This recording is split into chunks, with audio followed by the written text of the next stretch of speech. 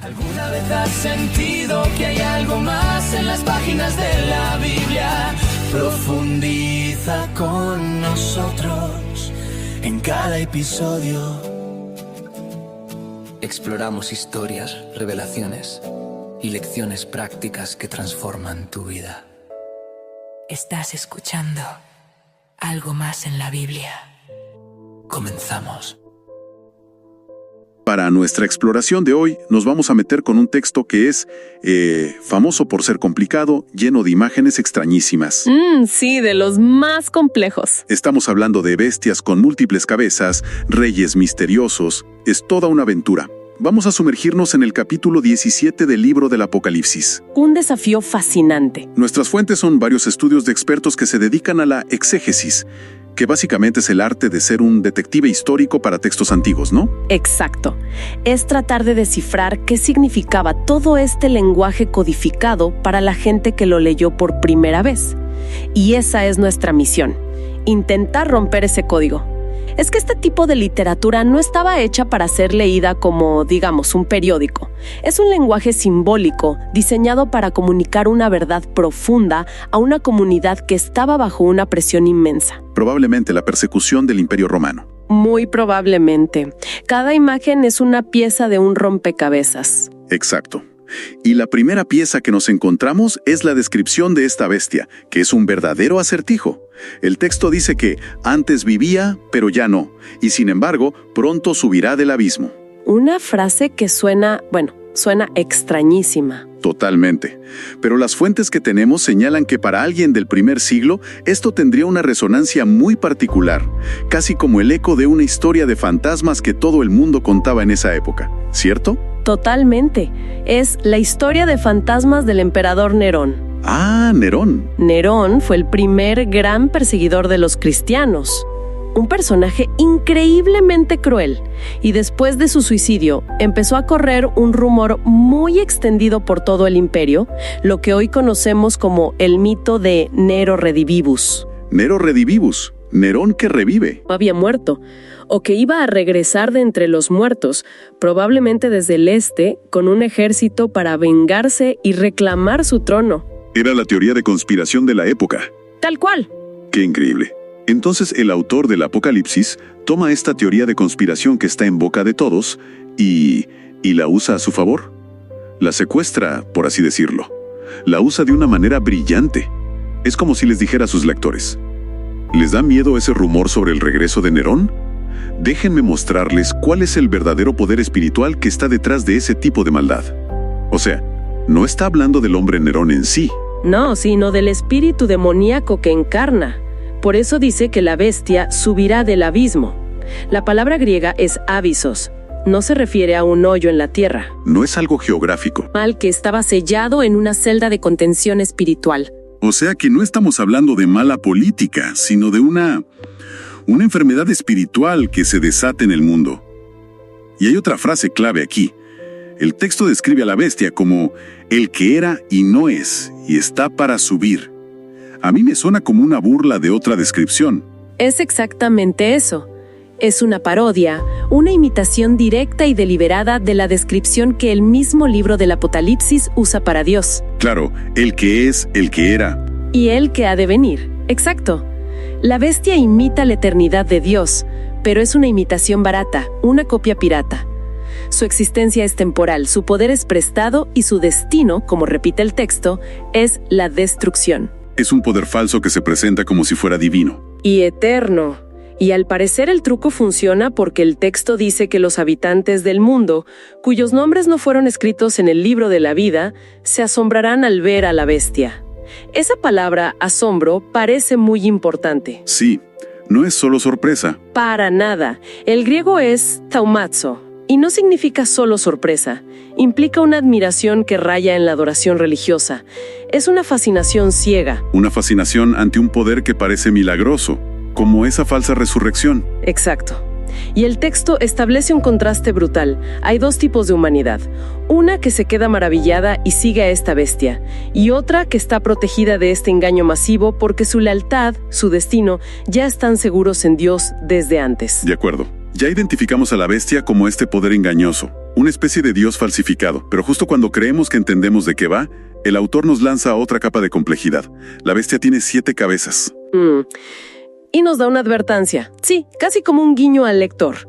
Aquí se requiere una mente con entendimiento. Básicamente nos está diciendo, presten atención, que aquí viene la clave. Es una invitación directa a hacer lo que estamos haciendo, un análisis detallado y minucioso. Y nos da una doble interpretación para estas cabezas, un recurso muy típico de esta literatura. ¿Cuál es la primera? La primera es geográfica. Dice, las 7 cabezas son 7 montes sobre los cuales se sienta la mujer. Y esa es la primera pista clave. Cualquiera que viviera en el imperio en esa época habría entendido esa referencia al instante.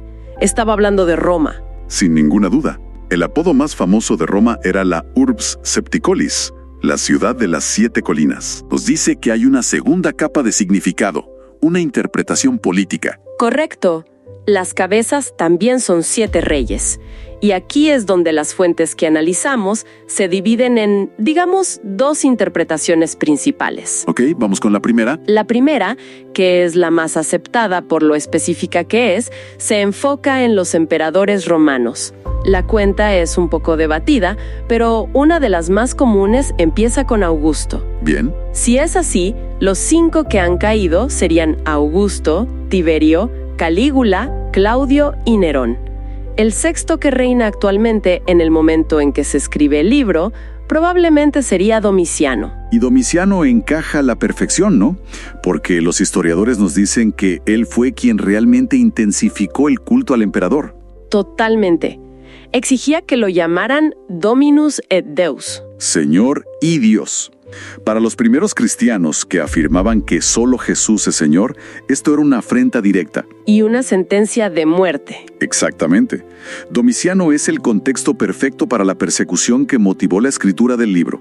Y la profecía continúa. El 7º que aún no ha llegado, pero su reino será breve. Que podría ser su sucesor, Nerva, que reinó menos de 2 años. Podría ser. Esta lectura hacía que el texto fuera increíblemente relevante, pero también increíblemente peligroso. Era un mensaje cifrado que estaba desenmascarando al poder opresor en tiempo real. Me parece fascinante. Te pone en la piel de esos primeros cristianos, leyendo esto en secreto.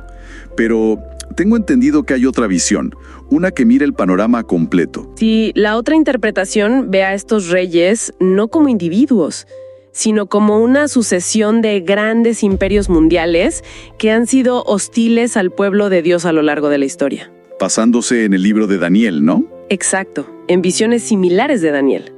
En este esquema, los 5 imperios caídos serían Egipto, Asiria, Babilonia, Medo-Persia y Grecia. Déjame ver si entiendo.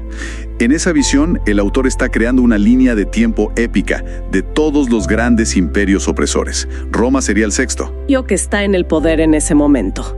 Sería menos un mensaje codificado sobre el emperador de turno y más una declaración universal que dice: hemos visto este patrón antes, lo estamos viendo y lo veremos de nuevo.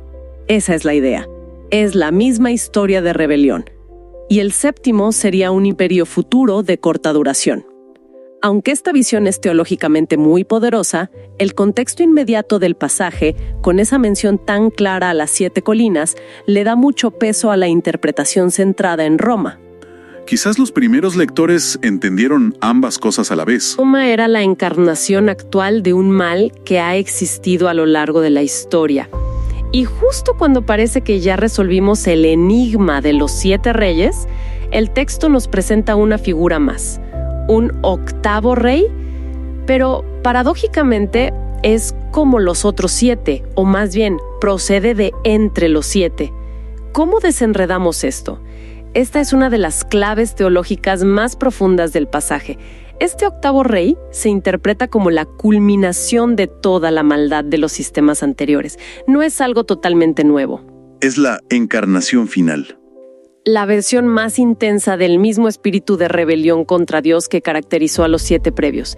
Representa la naturaleza cíclica del mal, que aunque aparece derrotado, siempre vuelve en nuevas formas, cada vez más concentrado. Como el anticristo escatológico. Villano definitivo de la historia. Pero no actúa solo, ¿verdad? La visión añade aún más jugadores. Sí, la imagen de los 10 cuernos. Así es, el texto explica que los 10 cuernos son 10 reyes que todavía no han subido al poder. Se les da autoridad por un tiempo muy breve, 1 hora. 1 hora, es casi nada. Y lo más escalofriante es lo que hacen con ese poder. El texto dice que tienen un mismo propósito y que voluntariamente le entregan su poder y autoridad a la bestia. Eso es lo que me llama la atención. No es una conquista, es una alianza voluntaria. Ceden su soberanía deliberadamente. Y eso es lo fascinante y aterrador. Simboliza una confederación de naciones sin precedentes, una estructura de poder global unida por un único objetivo: oponerse al Cordero. Exacto. Es una imagen muy potente de cómo los sistemas políticos pueden, en un momento dado, entregar su autonomía a estructuras totalitarias a cambio de poder o seguridad. Es un consenso para la rebelión. Y esto nos lleva inevitablemente al clímax del pasaje, al enfrentamiento final. Toda esta coalición de poder global, la bestia, el octavo rey, los 10 cuernos, irán juntos a la guerra contra el Cordero. La imagen es sobrecogedora. Todo el poder del mundo, unido y organizado, en contra de una figura que se representa como un cordero, un símbolo de debilidad y sacrificio.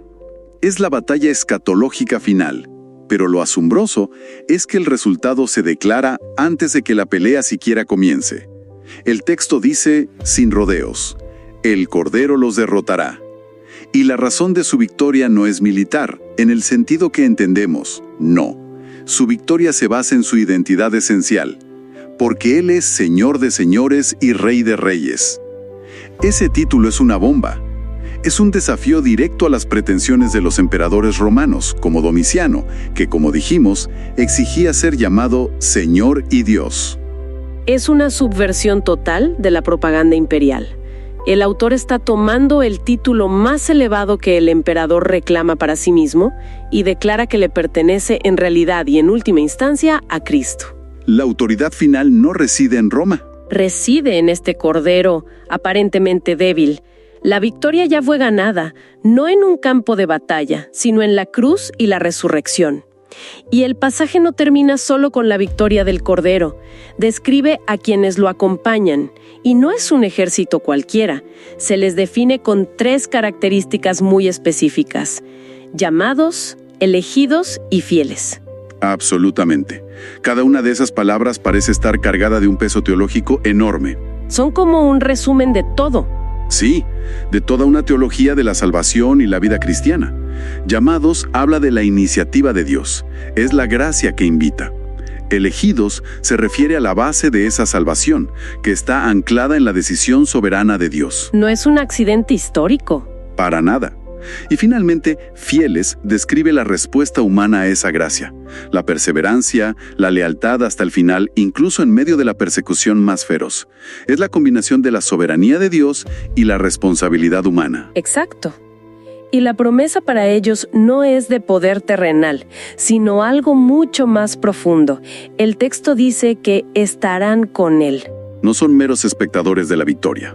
Son participantes, copartícipes del triunfo del Cordero. Su recompensa es la presencia misma de aquel por quien fueron fieles. Entonces, si damos un paso atrás para ver el cuadro completo, ¿qué significa todo esto? Hemos hecho un viaje por una visión increíblemente compleja. Muy compleja. Una bestia que es una parodia de Dios, un simbolismo anclado en la política del Imperio Romano y que culmina en una rebelión global. Pero a pesar de todas estas imágenes aterradoras, el mensaje central parece ser, contra todo pronóstico, uno de esperanza. Sin duda alguna. El propósito principal de este texto no era asustar, sino fortalecer a una comunidad que sufría. Les estaba mostrando, en un lenguaje que solo ellos podían descifrar, que el poder del imperio no era para siempre. Exacto, que aunque pareciera invencible, absoluto, desde la perspectiva de Dios, su tiempo estaba contado y su destino era la ruina. Les revelaba que la historia no está en última instancia controlada por bestias políticas ni por emperadores que se autoproclaman dioses, sino por la soberanía de un cordero victorioso. Ese es el centro de todo. El texto describe un mundo cautivado, asombrado por el poder aparente de la bestia. Y eso nos deja con una pregunta que creo que trasciende el primer siglo y nos interpela directamente hoy. ¿Qué sistemas, ideologías, tecnologías o poderes en nuestro propio tiempo generan esa misma fascinación ciega, esa admiración equivocada que nos lleva a ceder nuestra lealtad? Y en medio de todo eso, ¿qué se necesita para mantener la perspectiva del cordero en lugar de la de la bestia?